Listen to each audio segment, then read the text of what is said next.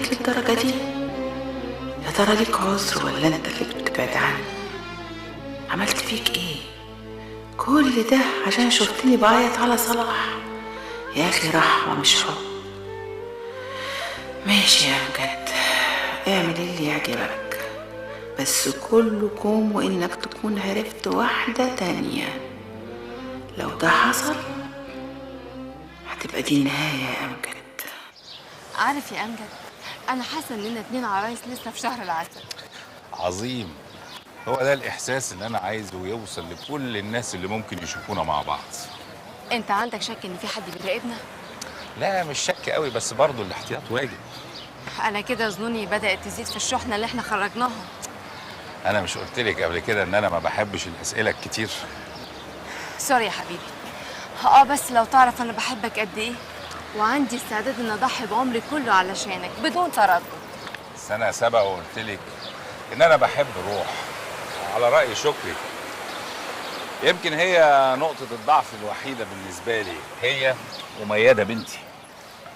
مش غريبه انك تساوي في حبك لبنتك ومراتك، لازم يكون في فرق طبعا. لا انا حب الروح حب بطريقه تانية خالص، ما اقدرش اوصف لك احساسي بيبقى ايه وهي قدامي. بس بقى كفايه، انا طهقت، يا ريتني ما سالتك عنها. سوري يا حبيبي. على العموم انا راضيه اكون نمره 2 في حياتك. يعني مش هترجعي في كلامك؟ المهم اني اكون في حياتك، وده بقى كفايه عندي. ده لو كان شكري اديهولي. اهو. الو. ها شكري، ايه الاخبار؟ ايه؟ وصلوا لبر الامان؟ طيب الحمد لله. يلا مع السلامه. وشك حلو عليا قوي يا دينا. قولي انا حقيقي انا دخلت قلبك؟ قلبي وروحي وعقلي كمان. انا متاكده اني دخلت عقلك، لكن قلبك بصراحه بقى مش متاكده. تحبي تخشي جواه وتعرفي ايه الحقيقه؟ لا انا عندي طريقه بقى احسن بكتير تعرفني ايه اللي جوه. ايه، عايزه تخبطي على الباب وتسالي مين جوه؟ لا طبعا، انا هسمع دقاته، ولو لقيت دقه زياده هعرف ان الدقه دي بتاعتي انا وملكي. ايه، انت هتلاقي كل الدقات دي ليك انت. لو تعرف انا بموت فيك قد ايه. انا الحقيقه ما اعرفش، ممكن اعرف؟ يعني دلوقتي؟ يا ريت. عندك مانع؟ لا ما عنديش اي موانع، وانا كمان تحت امرك. يا سلام يا سلام، لو كل ستات الدنيا دي زيك انت، يا كانت الدنيا دي بقت حاجه تانية. وانا اهم حاجه عندي انك تبقى سعيد. طول ما انا معاكي انا ببقى سعيد. طب ايه رايك بقى لو نسيتك اسمك؟ وانا اسمي ايه بالظبط؟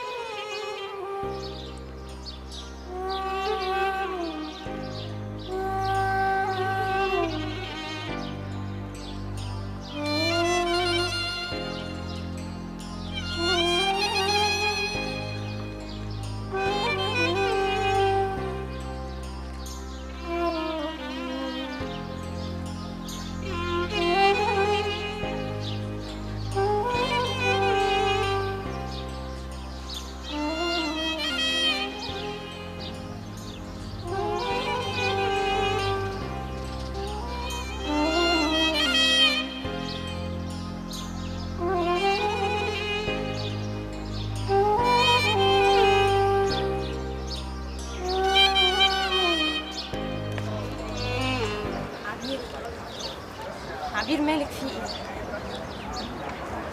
ولا حاجة، مع اني كنت زعلانه منك والمفروض ما اكلمكيش، لكن ما هونكيش عليا برضه. لا فيك الخير. هي المحاضرة بتاعت الدكتور ناشد هتبتدي الساعة كام؟ هتبتدي الساعه كام؟ ده انا لسه جايه منها يا بنتي. هو انت ما حضرتيش وكنتي قاعده هنا؟ هي خلصت ازاي؟ هي الساعة كام؟ انت اللي قاعده هنا من امتى؟ أنا هنا من الساعة 9. أنا ازاي ما حسيتش إن الوقت سرقني كل ده؟ ما انت وشك اصفر وشكلك تعبان. عبير تحبي نروح مستشفى؟ لا لا لا لا انا كويسه. وبعدين انت بتحشري نفسك في اللي مالكيش فيه ليه؟ ايه مش هعرف اخلص منك؟ لا ده انت لسعتي خالص. انا غلطان اني سالت فيكي، عن اذنك.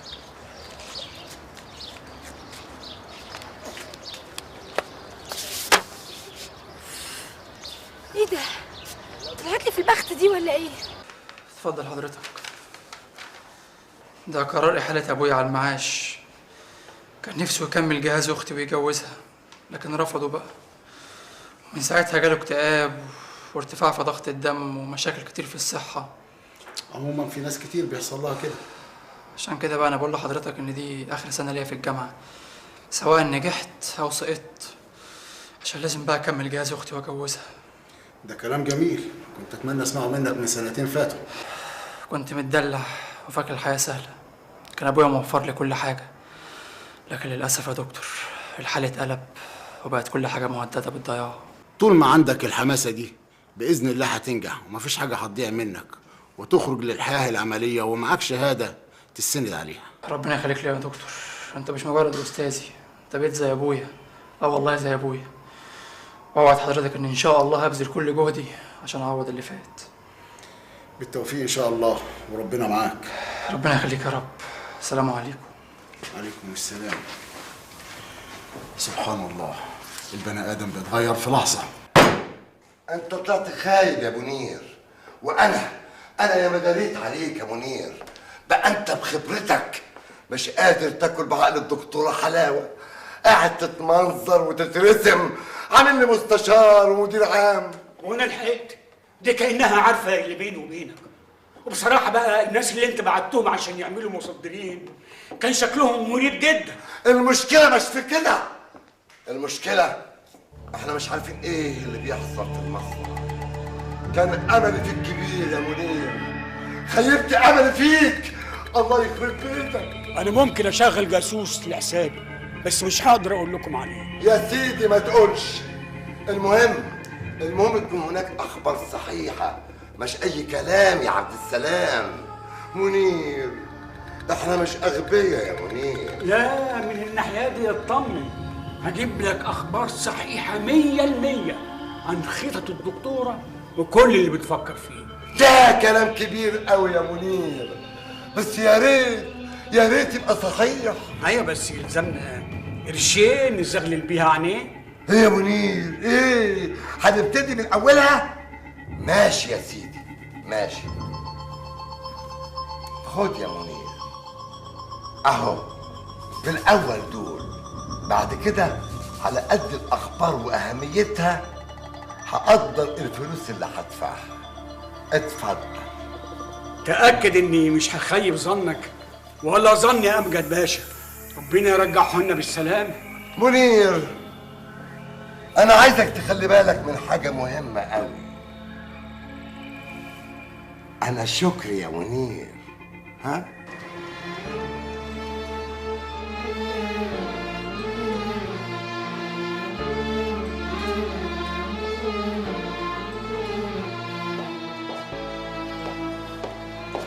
ألف مبروك يا دكتورة، أنا جبت التأشيرات وحجز الطيران.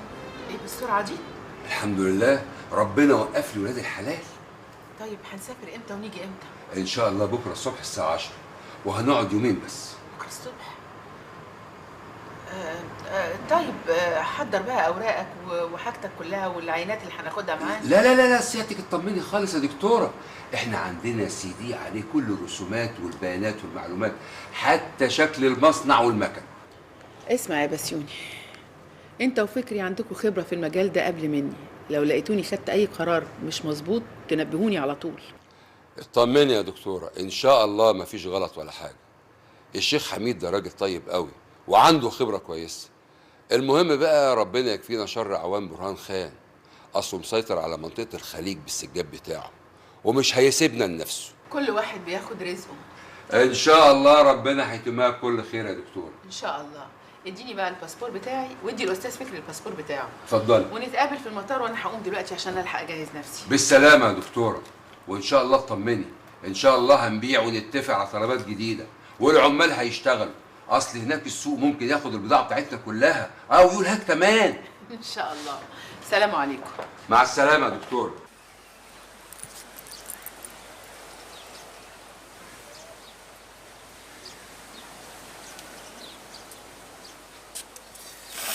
ازيك يا حبيبتي؟ ازيك يا حبيبي؟ اتاخرت ليه؟ قولي لي، شكري سأل عليا؟ لا ما اتصلش. ليه؟ في حاجه؟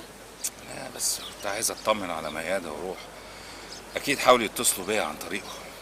طب وهيتصلوا ليه ما دام عرفوا ان انت نسيت الموبايل مع شكري؟ ولا انت خلاص زهقت مني وعايز ترجع لمراتك؟ معقولة يا حبيبتي؟ معقولة ازهق من السعادة اللي انا فيها دي؟ امجد يا حبيبي، يا ريت ما تتكسفش مني. لو انت فعلا عايز ترجع لميادة ولمراتك انا ما عنديش اي مانع. حبيبتي لا، الموضوع مش كده خالص، بس عملية قلق على ميادة. هو في حد يقدر يقرب منها؟ دي بنت امجد الغزولي. فعلا عندك حق. قولي لي بقى، تحبي تغدي ايه؟ اللي يعجبك. يا ريتني ما سبتك ورحت لماما امبارح، ما انا ابني الا الهم وسد النفس. انا خفت اكلمك امبارح لحسن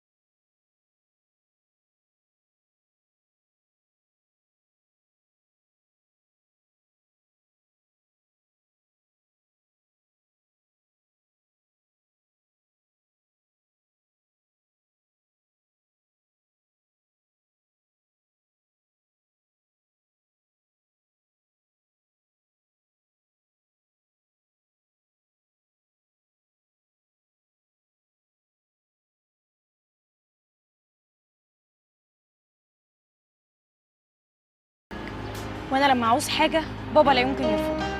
ايه ده؟ ايه يا بنت ده؟ فعلا؟ قلتيها يا بنت اخيرا؟ قلتيها من قلبك؟ بس بقى انا كده بتضايق. بحبك ميادة، بحبك قوي، ونفسي اتجوزك النهارده قبل بكره. وانا لا يمكن افرط في حبك يا حسام، بس وعدني تنجح وتاخد البكالوريوس. انا خايف اعمل اللي عليا وانجح وانت تخلفي بوعدك ما تتجوزنيش. انا اللي بختار حياتي وبختار اللي يسعدني فيها، وانا خلاص اخترتك انت. عارف لو كنا لوحدنا كنت عملت ايه؟ ايه؟ انا كنت سبتك خالص، كنت خدتك في حضني وقعدت اقول لك بحبك. مجنون والله مجنون، انا خلاص بقيت متحسره بالمجانين. متحسره ان بقى في حد بيحب غيري؟ لا ما تخافش، مش ولد، دي عبير صاحبتي. ده النهارده كانت لاسعه خالص، وصل بيها الجنان، خطفت مني الموبايل عشان اشوف بكلم مين. فعلا؟ على فكره البنت دي عايزه تتعالج. انا قطعت علاقتي بيها للابد. ده نوع خطر يا ميادة، ما تستهونيش بيها، ابعدي عنها على قد ما تقدري، انا عارفها كويس، بتكرهك وبتكره لك الخير. انا كمان قلت لها كده. ربنا يكفينا شرها وشر عينيها. ما تخافش يا حبيبي، انا هخبي حبنا عن كل عيون الناس عشان ما نتحسدش، لغايه بقى ما يشوفونا مع بعض في الكوشه. يا سلام يا جدعان، يا سلام يا جدعان، هذه الاحلام ولا بلاش.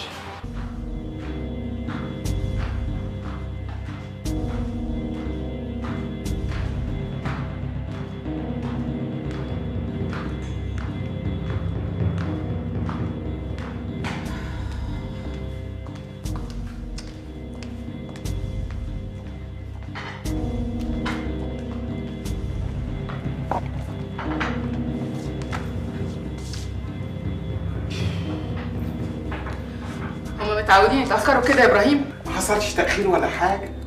أنا كلمت مختار وقال لي جاي في السكة، لكن ميادة مش عارفة أكلمها. هو دايما في الساعة دي الشوارع بتبقى زحمة، وهو ده اللي بيسبب العطلة كلها. حاول مرة كمان.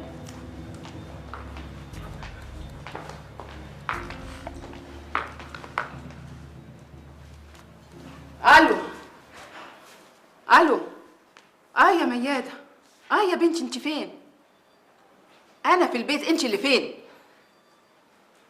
وإيه صوت المزيكا اللي عندك ده؟ عربية. طيب طب يلا تعالي بسرعة عشان قلت لهم حضروا الغدا. يلا حبيبتي، لا إله إلا الله. مش قلت لك يا دكتورة أكيد المواصلات؟ كنت نسيت القلق ده. الظاهر قعدة البيت هتركب لي العصبي. تحبي يا حبيبتي اعمل لك حاجه تشربيها على بال ما يوصلوا بالسلامه؟ لا لا لا لا، اهو مختار جه اهو. السلام عليكم. ازيك يا ماما؟ منوره البيت يا ست الكل. اهلا يا حبيبي. ايه اتاخرت كده ليه؟ والطريق زحمه ولا ايه؟ لا ابدا، الطريق بالنسبه لي كان معقول جدا. هي ميادة لسه ما وصلتش؟ لا بس قالت لي انها جايه في السكه. اصل وانا جاي شفت عبير صاحبتها واقفه على باب الجامعه عماله تبص في كل العربيات وتفتش فيهم زي المروشه اكنها مستنيه حد. عبير هي مش بتوصلها كل يوم؟ ما انا عشان كده بسال. غريبه. وهي هتخسر ايه يعني لما توصلها؟ اقول لك انا يا ماما هخسر ايه؟ هخسر عقلي، يعني البنت دي اتجننت خالص. حاجه غريبه. اخوكي مختار برضو بيقول لي انها كانت واقفه قدام الجامعه بتبحلق في العربيات. مش بس كده، ده حصل النهارده اكتر من كده. خطفت مني الموبايل وانا بكلم مختار وقعدت تشتم فيه من غير ما تعرفه. لا دي تبقى مش طبيعيه، لازم اكلم مامتها واشوف ايه الحكايه. لا ارجوك يا ماما، انا مش ناقصه جنان. وبعدين دي ممكن تفضحني في الجامعه واكيد هتشتمك. مش بقولك مش طبيعيه خالص. حبيبتي ما هي لو عندها مشكله احنا ممكن نحلها لها، نكلم باباها ونكلم مامتها. مامتها وباباها عندهم عينين بيشوفوها كل يوم، ولو هما ما لاحظوش جنانها ده يبقى هما بقى اللي عايزين يتعالجوا.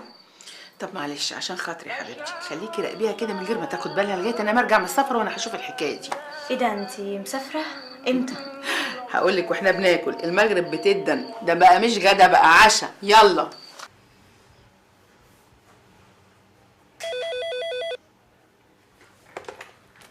ايوه اهلا اهلا. دولتي عزوتي جنتي. ايه يا حبيبي؟ لا سوري ما قدرتش اجي على الغدا. معلش يا حبيبي. لا ولا هتعشى في البيت، ده انا يمكن ابات كمان في المستشفى.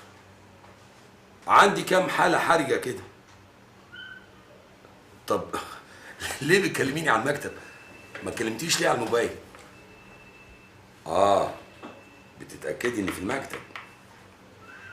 يا حبيب قلبي انا عمري كله ليكي. لا يا عينيا اطمني اطمني. طب يا حبيبي باي باي.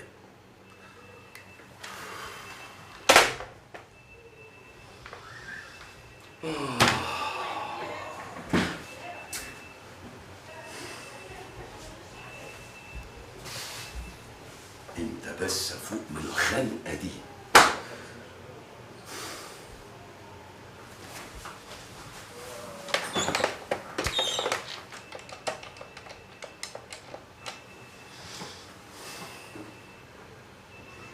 هبه كويس انك انت اللي رديتي.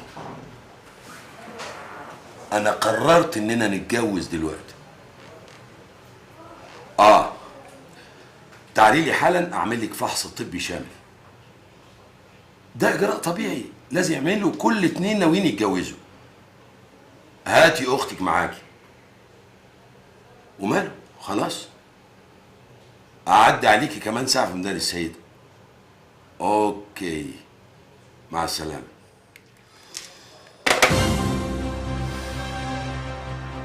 توكلنا على الله.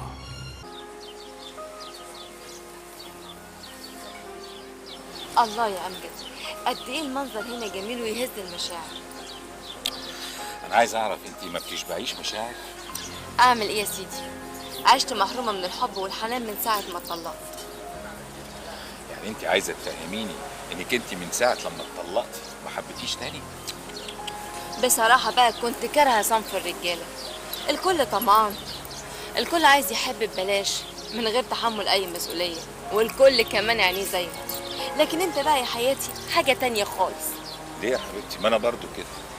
اشمعنى انا بس اللي سلمتيني؟ انت بقى سحرتني يا باشا. اعمل ايه بقى يا سيدي؟ مفيش حد يقدر يقف قدامي. تعرف يا امجد، يوم ما نزلت زعلانه عندي من البيت، يوم ما انت جرحتني وقلت لي كلام يضايق، بصراحه بقى الليله دي كانت اسود ليله في حياتي. يمكن ما عيطتش يوم ما اتطلقت زي ما انا عيطت في الليله السوداء دي. انا اسف يا حبيبتي، بس اعمل ايه؟ انا ساعتها كنت متخانق مع روح وقرفان قوي من الواد مختار انها اللي متدلع ده. امال انا بموت فيك ليه؟ علشان انت يا امجد قلبك كبير. واحد غيرك كان ايه اللي يجبره ويصبره على شحط طويل عايش معاه وبيقاسمه كمان في حب مراته. الحكايه مش كده. حكايه ان انا ربيت الولد ده، كنت فعلا بحبه زي ابني، لكن كل ما كان بيكبر كنت بحس ان انا حبي ليه بيقل. كنت بحس ان هو شكله بيتغير، بيقول لي انا مش ابنك، انا ابن راجل تاني. فعلا مختار كل ما كان بيكبر كان بيشبه ابوه. يا حرام، ومستحمل كل ده وشايله في قلبك؟ اعمل ايه بس يا دينا، امه روحها فيه وانا ما بحبش ازعله. بقول لك ايه، خلينا في الولد وسيبك من امه. لا هنعيد تاني ولا ايه؟ انا كنت صريح معاك. وانا كمان كنت صريحه معاك وقلت لك من الاول انا بحبك وبموت فيك وروحي فيك، وحرام بقى تاخد روحي وروحك وتحطهم في روح مراتك دي. انت كده بتعذبني يا امجد. ممكن تقفلي على الموضوع ده دلوقتي؟ كلميني عن نفسك بقى وسيبك من سيرة روح. حاضر يا سيدي. بعد الطلاق ما كانش ليا غير هدف واحد بس، اني أأمن مستقبلي علشان محتاجش لأي راجل في الحياة. طب واخوك يوسف ده بلوى واتحدفت عليا من أمريكا. له يا سيدي صاحبة أمريكية جالها عقد في شركة بترول هنا في مصر. طبعا نزل وراها ودور في دفاتره القديمة واكتشف إن له أخت وإنها عايشة في شقة وإنه طبعا له نصيب فيها. جالي وبكل برود الأجانب قال إنه هيعيش معايا وفي نصيبه كمان. طب قولي لي ما سكنش مع صاحبته ليه؟ ده كمان كان عايز يجيبها لي في شقتي، لكن أنا طبعا ما وافقتش، وشركة البترول كمان ما وافقتش لأنهم هما الاتنين مش متجوزين. وهو يا سيدي زي ما انت شايف عايش بينا احنا الاتنين. ده نطع بقى، سوري يعني. لا قول براحتك، انا كمان قرفانه منه. طب قولي لي يا دينا، انت ايه حكايتك مع الانصار؟ ابدا، مجرد شغل واشتغلته باخلاص. امال ليه رفضت يعني؟ بس اوعي تكدبي عليا. شوف يا امجد، انا هكون صريحه معاك. ابنه سامي حاول يصاحبني ويتسلى وانا بصراحه رفضت وصمم يتجوزني. بابا طبعا لما عرف رفضني. هي دي بقى كل الحكايه باختصار. عارفه يا دينا، لو عشتي معايا باخلاص مش هخليكي تحتاجي لحد ابدا، بس زي ما بقول لك بشرط الاخلاص. احلف لك يا حبيبي اني اكون مخلصه معاك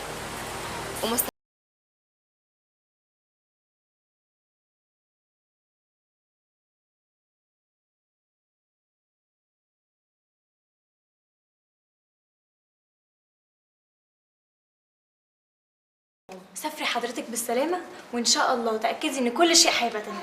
ولو بابا رجع وحضرتك مسافرة أنا هقول له إنك كنت منتظرة مكالمته بفارغ الصبر. لا، قولي له ماما سافرت وبس وهتيجي يوم الخميس. طب حس كده بقى، أنا هطلع أكتب لك كل اللي أنا عايزاه.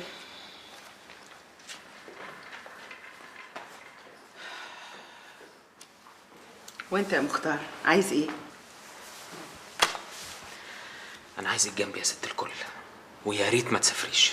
يا حبيبي أنا مسافرة علشانك أنت. أمجد دلوقتي عايز ياخد مني المصنع وما شافوش تاني، وأكيد هيصرف نظر عن ترشيحه في الانتخابات. هيصرف نظر عن ترشيحه في الانتخابات ليه؟ ده كان مصمم عليها. علشان يرضي دولة وعيلتها لأنهم أصحاب كلمة ونفوذ. يعني كل ده بسبب الشكوى والبلاغ اللي أنا قدمتهم؟ أيوه، عرفت بقى هو ليه ما حضرش جنازة أبوك.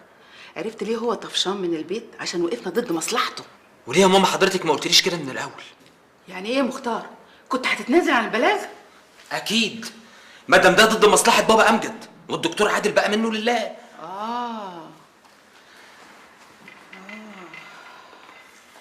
يا خسارة يا مختار، كنت فاكراك عمرك